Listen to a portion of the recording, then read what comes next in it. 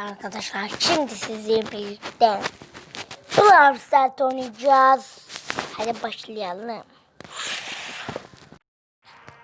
Arkadaşlar şimdi başladık. Büyük oyuna gireceğim. Hadi başlayalım. Abone olup tuşuna basmayı unutmayın. Çok güzel oyun. Sert Frank alıyor. Ne alıyor? Arkadaşlar Wi-Fi çok güzel tutuyor.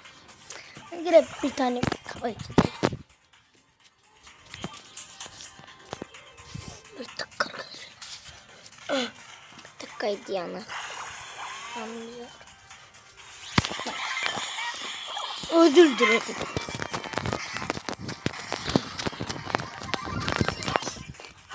Arkadaşlar şöyle gidelim.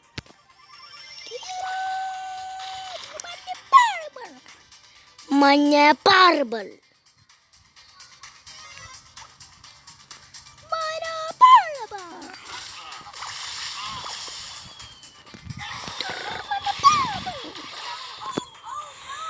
Ben böyleyim kardeşim Remado. Rabbi.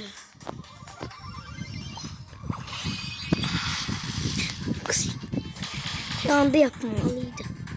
Ama dışında yaptı. Şimdi değil dışında yaptık aga.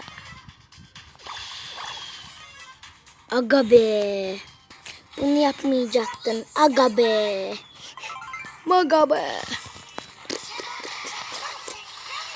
Ay arkadaşlar oyunun hatası. Ben çok istemiyorum. Zehran gibi. Nasıl ya.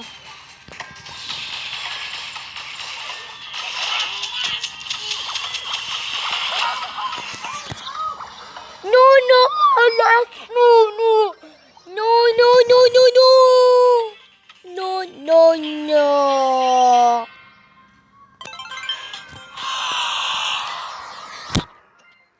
Çok farıydı.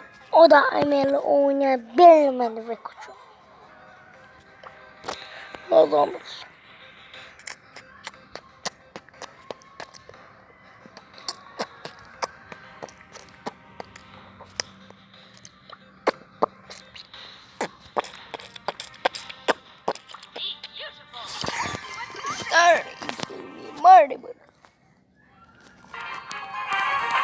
Tüm karakterlerimin hepsini maxlamaya çalışacağım arkadaşlar.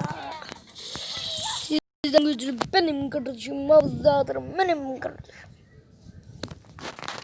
Aga be. Çok özür dilerim. Bugün telefon Samsung diye.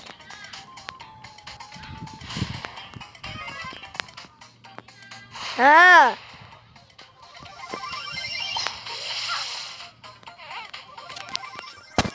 Ben geldim.